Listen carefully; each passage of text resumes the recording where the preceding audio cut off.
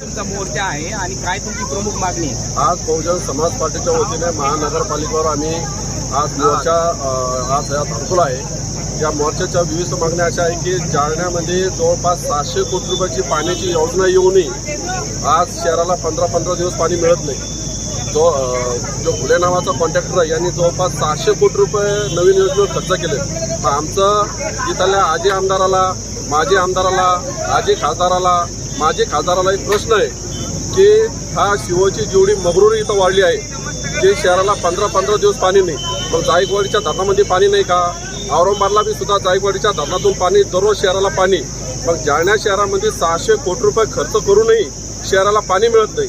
दुसरी गोष्ट, आमचा जो सामाजिक न्यायाच्या निधीवर 7,500 कोटीच्या निधीवर अजित पवारनं जो डल्ला मारला, अजित पवार यांच्यावर बहुजन समाज पार्टीच्या वतीने त्यांच्यावर अॅट्रॉसिटी ॲक्टप्रमाणे गुन्हा दाखल करा की त्यांनी 7,500 कोटी रुपयाचा निधी हा सामाजिक न्यायाचा, दलिताचा, आदिवासीच्या तोंडातल्या लेकराचा घास त्यांनी हिसकला, म्हणून अजित पवारवर अॅट्रॉसिटी ॲक्टप्रमाणे गुन्हा दाखल करा। रमाई घरकुल जी योजना आहे सीओ, या सीओने जवळपास मार्चमध्ये 4 कोटी रुपये वापस पाठवले।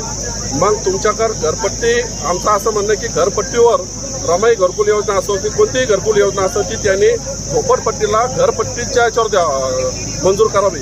ग्रामीण भागामध्ये गावठाणाची जागा आहे, गारणाची जागा आहे, मग तिथं रमाई घरकुल योजना राबवली जाते, नगरपालिकेच्या हातीत नाही।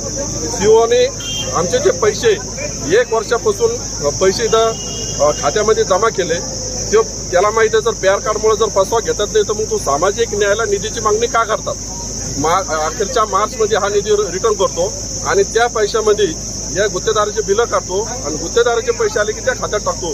याची चौकशी आम्ही इथं मागितलेली आहे। या शिवचा टॅक्स पावतीवर आमचा आक्षेप आहे की जो कर गोर गरिबावर आणि लोकांवर जो कर यांनी लादलाय, 15-15 हजार रुपयाचा दंड मारणं, ज्या 5 महिला इथं आल्या त्या खंडेरायाच्या ज्या 5 बानू आहे त्या बानूला पुढं घालून लोकांना बैलाचा धाक दाखवून त्याच्यावर नोटीस द्यायची, त्याला कर लावायचा 1 लाख रुपये, 20-30 हजाराची तोडी पाणी करायची।